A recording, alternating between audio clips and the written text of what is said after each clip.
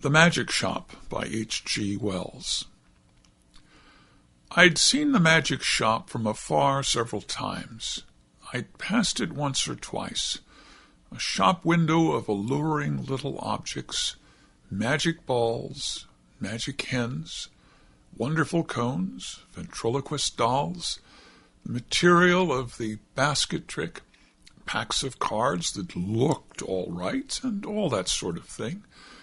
But never had I thought of going in until one day, almost without warning, Gip hauled me by my finger right up to the window, and so conducted himself that there was nothing for it but to take him in. I had not thought the place was there, to tell the truth, a modest-sized frontage in Regent Street, between the picture shop and the place where the chicks run about just out of the patent incubators. But there it was, sure enough. I had fancied it was down nearer the circus or round the corner in Oxford Street, or even in Holborn, always over the way and a little inaccessible it had been, with something of the mirage in its position. But here it was now, quite indisputably, and the fat end of Gip's pointing finger made a noise upon the glass. "If I was rich," said Gip, dabbing a finger at the disappearing egg, "I'd buy myself that, and that," which was the crying baby, very human, and that, which was a mystery and called, so a neat card asserted, "Buy one and astonish your friends." "Anything," said Gip, "will disappear under one of those cones. I have read about it in a book. And there, Dada, is the vanishing halfpenny. Only they put it this way up so's we can't see how it's done." Gip, dear boy, inherits his mother's breeding, and he did not propose to enter the shop or worry in any way, only, quite unconsciously, he tugged my finger doorward, and he made his interest clear. "That," he said, and pointed to the magic bottle. "If you had that," I said, at which promising inquiry he looked up with a sudden radiance. "I could show it to Jessie," he said, thoughtful as ever of others. "It's less than 100 days to your birthday, Gibbles," I said, and laid my hand on the door-handle. Gib made no answer, but his grip tightened on my finger, and so we came into the shop. It was no common shop, this. It was a magic shop, and all the prancing precedence Gip would have taken in the matter of mere toys was wanting. He left the burden of the conversation to me. It was a little narrow shop, not very well lit, and the doorbell pinged again with a plaintive note as we closed it behind us. For a moment or so we were alone and could glance about us. There was a tiger in papier-mâché on the glass case that covered the low counter, a grave, kind-eyed tiger that waggled his head in a methodical manner. There were several crystal spheres, a china hand holding magic cards, a stock of magic fish bowls in various sizes, and an immodest magic hat that shamelessly displayed its springs. On the floor were magic mirrors, one to draw you out long and thin, one to swell your head and vanish your legs, and one to make you short and fat like a draft. And while we were laughing at these, the shopman, as I suppose, came in. At any rate, there he was behind the counter, a curious, sallow, dark man with one ear larger than the other, and the chin like the toe-cap of a boot. "What can we have the pleasure?" he said, spreading his long magic fingers on the glass case, and so with a start we were aware of him. "I want," I said, "to buy my little boy a few simple tricks." "Legerdemain?" he asked. "Mechanical? Domestic?" "Anything amusing," said I. Said the shopman, and scratched his head for a moment as if thinking. Then, quite distinctly, he drew from his hand a glass ball. "Something in this way," he said, and held it out. The action was unexpected. I had seen the trick done at entertainments endless times before. It's part of the common stock of conjurers, but I had not expected it here. "That's good," I said with a laugh. "Isn't it?" said the shopman. Gip stretched out his disengaged hand to take this object and found merely a blank palm. "It's in your pocket," said the shopman, and there it was. "How much will that be?" I asked. "We make no charge for glass balls," said the shopman politely. "We get them," he picked one out of his elbow as he spoke, "free." He produced another from the back of his neck and laid it beside its predecessor on the counter. Gip regarded his glass ball sagely, then directed a look of inquiry at the two on the counter, and finally brought his round-eyed scrutiny to the shopman, who smiled. "You may have those too," said the shopman, "and if you don't mind, one for my mouth. So." Gip counseled me mutely for a moment, and then in a profound silence put away the 4 balls, resumed my reassuring finger, and nerved himself for the next event. "We get all our smaller tricks in that way," the shopman remarked. I laughed in the manner of one who subscribes to a jest. "Instead of going to the wholesale shop," I said. "Of course, it's cheaper." "In a way," the shopman said, "though we pay in the end, but not so heavily as people suppose. Our larger tricks and our daily provisions and all the other things we want, we get out of that hat.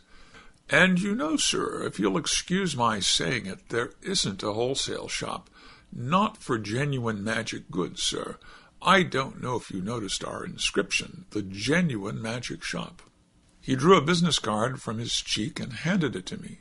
"Genuine," he said, with his finger on the word, and added, "There's absolutely no deception, sir." He seemed to be carrying out the joke pretty thoroughly, I thought.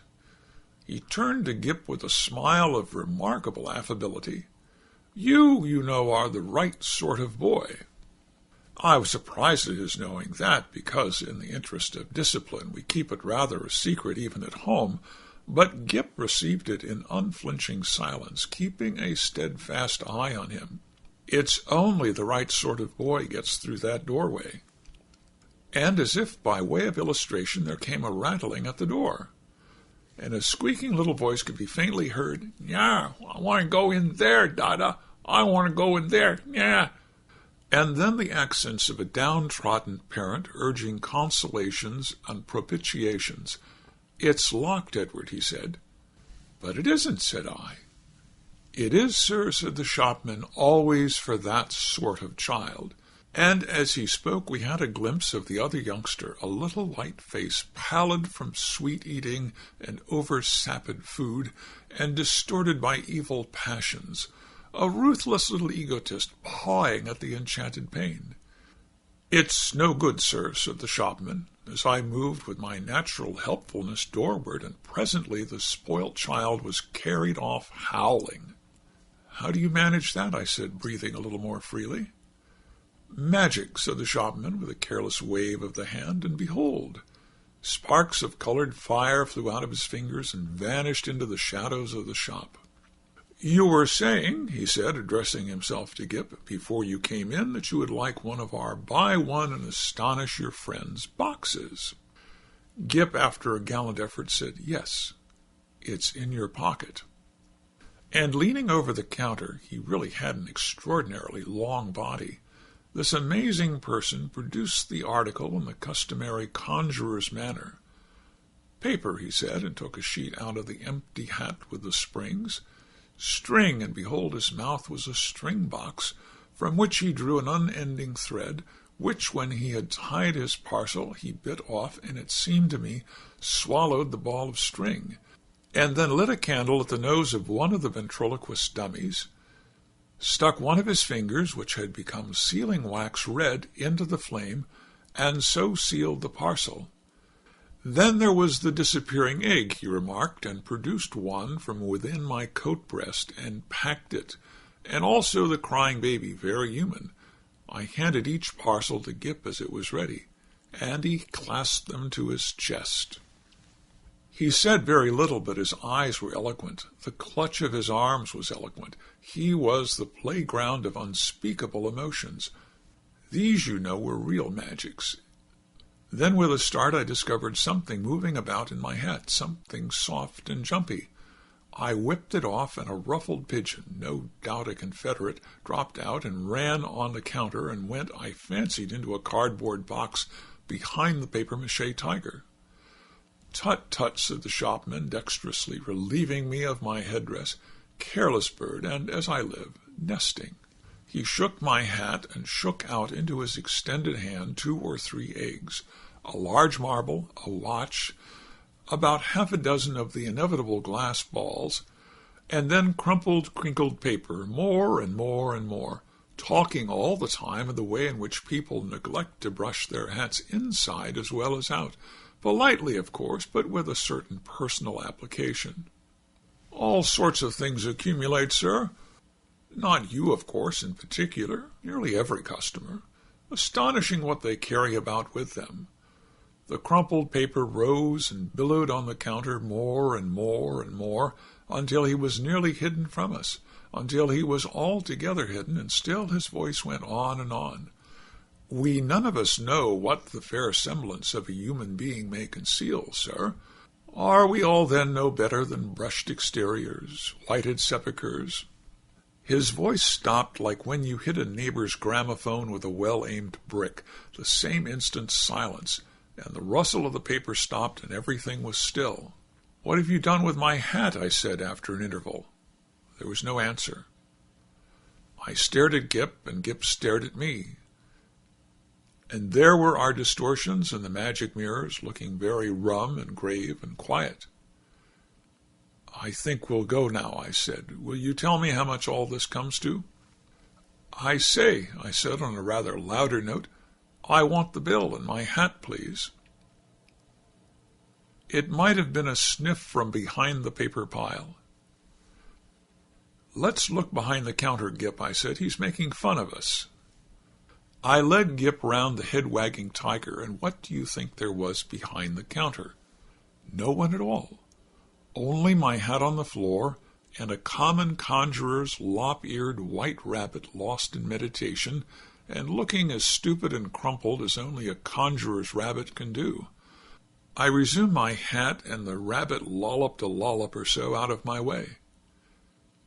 "Dada," said Gip in a guilty whisper. "What is it, Gip?" said I. "I do like this shop, Dada." "So should I said to myself, if the counter wouldn't suddenly extend itself to shut one off from the door. But I didn't call Gip's attention to that. "Pussy," he said, with a hand out to the rabbit as it came lolloping past us. "Pussy, do Gip a magic." And his eyes followed it as it squeezed through a door I had certainly not remarked a moment before. Then this door opened wider, and the man with one ear larger than the other appeared again. He was smiling still, but his eyes met mine with something between amusement and defiance. "You'd like to see our showroom, sir," he said with an innocent suavity. Gip tugged my finger forward. I glanced at the counter and met the shopman's eye again. I was beginning to think the magic just a little too genuine. "We haven't very much time," I said, but somehow we were inside the showroom before I could finish that. "All goods of the same quality," said the shopman, rubbing his flexible hands together, "and that is the best. Nothing in the place that isn't genuine magic, and warranted thoroughly rum. Excuse me, sir." I felt him pull at something that clung to my coat sleeve, and then I saw he held a little wiggling red demon by the tail. The little creature bit and fought and tried to get out of his hand, and in a moment he tossed it carelessly behind the counter. No doubt the thing was only an image of twisted India rubber, but for the moment, and his gesture was exactly that of a man who handles some petty biting bit of vermin. I glanced at Gip, and Gip was looking at a magic rocking horse. I was glad he hadn't seen the thing. "I say," I said in an undertone and indicating Gip and the red demon with my eyes, "you haven't many things like that about, have you?" "None of ours. Probably brought it in with you," said the shopman in an undertone, and with a more dazzling smile than ever. "Astonishing what people will carry about with them unawares." And then to Gip, "Do you see anything you fancy here?" There were many things Gip fancied there. He turned to this astonishing tradesman with mingled confidence and respect. "Is that a magic sword?" he said. "A magic toy sword. It never bends, breaks, nor cuts the fingers. It renders the bearer invincible in battles against anyone under 18. 1/2 crown to 7 and 6 according to size. These panoplies on cards are for juvenile knights-errant and very useful. Shield of safety, sandals of swiftness, and helmet of invisibility." "Oh, Daddy," gasped Gip. I tried to find out what they cost, but the shopman did not heed me. He had got Gip now. He had got him away from my finger. He had embarked upon the exposition of all his confounded stock, and nothing was going to stop him. Presently I saw with a qualm of distrust and something very like jealousy that Gip had hold of this person's finger as usually he has hold of mine. No doubt the fellow was interesting, I thought, and he had an interesting faked lot of stuff, really good fake stuff. Still, I wandered after them, saying very little, but keeping an eye on this prestidigital fellow. After all, Gip was enjoying it. And no doubt when the time came to go, we should be able to go quite easily. It was a long, rambling place, that showroom, a gallery broken up by stands and stalls and pillars with archways leading off to other departments, in which the queerest-looking assistants loafed and stared at one, and with perplexing mirrors and curtains. So perplexing indeed were these that I was presently unable to make out the door by which we had come. The shopman showed Gip magic trains that ran without steam or clockwork, just as you set the signals, and then some very, very valuable boxes of soldiers that all came alive directly you took off the lid and said, I myself haven't a very quick ear, and it was a tongue-twisting sound, but Gip, he has his mother's ear, got it in no time. "Bravo," said the shopman, putting the men back into the box unceremoniously and handing it to Gip. "Now," said the shopman, and in a moment Gip had made them all alive again. "You'll take that box?" asked the shopman. "We'll take that box," said I, "unless you charge its full value, in which case it would need a trust magnate." "Dear heart, no," and the shopman swept the little men back again, shut the lid, waved the box in the air, and there it was, in brown paper, tied up, and with Gip's full name and address on the paper. The shopman laughed at my amazement. "This is genuine magic," he said, "the real thing." "It's a little too genuine for my taste," I said again. After that he fell to showing Gip tricks, odd tricks, and still odder the way they were done. He explained them, he turned them inside out, and there was the dear little chap nodding his busy bit of a head in the sagest manner. I did not attend as well as I might. "Hey presto," said the magic shopman, and there would come the clear, small hey presto of the little boy. But I was distracted by other things. It was being borne in upon me just how tremendously rum this place was. It was, so to speak, inundated by a sense of rumness. There was something a little rum about the fixtures even, about the ceiling, about the floor, about the casually distributed chairs. I had a queer feeling that whenever I wasn't looking at them straight, they went askew and moved about, and played a noiseless puss in the corner behind my back. And the cornice had a serpentine design with masks altogether too expensive for proper plaster. Then abruptly my attention was caught by one of the odd-looking assistants. He was some way off and evidently unaware of my presence. I saw a sort of 3/4 length of him over a pile of toys and through an arch, and, he was leaning against a pillar in an idle sort of way, doing the most horrid things with his features. The particular horrid thing he did was with his nose. He did it just as though he was idle and wanted to amuse himself. First of all, it was a short blobby nose, and then suddenly he shot it out like a telescope, and then out it flew and became thinner and thinner until it was like a long, red, flexible whip, like a thing in a nightmare it was. He flourished it about and flung it forth as a fly-fisher flings his line. My instant thought was that Gip mustn't see him. I turned about, and there was Gip, quite preoccupied with the shopmen, and thinking no evil. They were whispering together and looking at me. Gip was standing on a little stool, and the shopman was holding a sort of big drum in his hand. "Hide and seek, Dada," cried Gip. "You're he." And before I could do anything to prevent it, the shopman had clapped the big drum over him. I saw what was up directly. "Take that off," I cried this instant. "You'll frighten the boy. Take it off." The shopman with the unequal ears did so without a word, and held the big cylinder towards me to show its emptiness. And the little stool was vacant. In that instant my boy had utterly disappeared. You know perhaps that sinister something that comes like a hand out of the unseen and grips your heart about. You know it takes your common self away and leaves you tense and deliberate, neither slow nor hasty, neither angry nor afraid. So it was with me. I came up to this grinning shopman and kicked his stool aside. "Stop this folly," I said. "Where is my boy?" "You see," he said, displaying the drum's interior, "there is no deception." I put out my hand to grip him, and he eluded me by a dexterous movement. I snatched again, and he turned from me and pushed open a door to escape. "Stop," I said, and he laughed, receding. I leapt after him into utter darkness. Thud! "Lord bless my heart, I didn't see you coming, sir." I was in Regent Street, and I had collided with a decent-looking working man, and a yard away, perhaps, and looking a little perplexed with himself, was Gip. There was some sort of apology, and then Gip had turned and come to me with a bright little smile, as though for a moment he had missed me, and he was carrying 4 parcels in his arm. He secured immediate possession of my finger. For the second I was rather at a loss. I stared round to see the door of the magic shop, and behold, it was not there. There was no door, no shop, nothing, only the common pilaster between the shop where they sell pictures and the window with the chicks. I did the only thing possible in that mental tumult. I walked straight to the curbstone and held up my umbrella for a cab. "Handsome," said Gip, in a note of culminating exultation.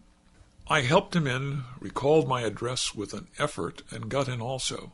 Something unusual proclaimed itself in my tailcoat pocket, and I felt and discovered a glass ball.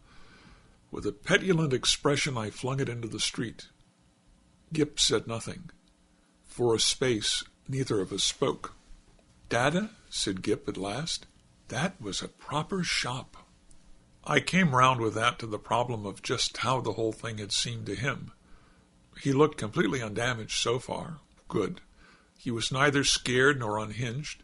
He was simply tremendously satisfied with the afternoon's entertainment, and there in his arms were the 4 parcels. Confound it, what could be in them? I said, little boys can't go to shops like that every day. He received this with his usual stoicism, and for a moment I was sorry I was his father and not his mother, and so couldn't suddenly there, coram publico, in our hansom, kiss him. After all, I thought, the thing wasn't so very bad. But it was only when we opened the parcels that I really began to be reassured. 3 of them contained boxes of soldiers, quite ordinary lead soldiers, but of so good a quality as to make Gip altogether forget that originally these parcels had been magic tricks of the only genuine sort, and the 4th contained a kitten, a little living white kitten in excellent health and appetite and temper. I saw this unpacking with a sort of provisional relief. I hung about in the nursery for quite an unconscionable time. That happened 6 months ago, and now I am beginning to believe it is all right. The kitten had only the magic natural to all kittens, and the soldier seemed as steady a company as any colonel could desire, and Gip, the intelligent parent will understand I have to go cautiously with Gip. But I went so far as this one day. I said, "How would you like your soldiers to come alive, Gip, and march about by themselves?" "Mine do," said Gip. "I just have to say a word, I know, before I open the lid." "Then they march about?" "Oh, quite, Dada. I shouldn't like them if they didn't do that." I displayed no unbecoming surprise, and since then I have taken occasion to drop in upon him once or twice unannounced, when the soldiers were about, but so far I have never discovered them performing in anything like a magical manner. It is so difficult to tell. There is also a question of finance. I have an incurable habit of paying bills. I have been up and down Regent Street several times looking for that shop. I am inclined to think indeed that in that matter honor is satisfied, and that since Gip's name and address are known to them, I may very well leave it to these people, whoever they may be, to send in their bill in their own time.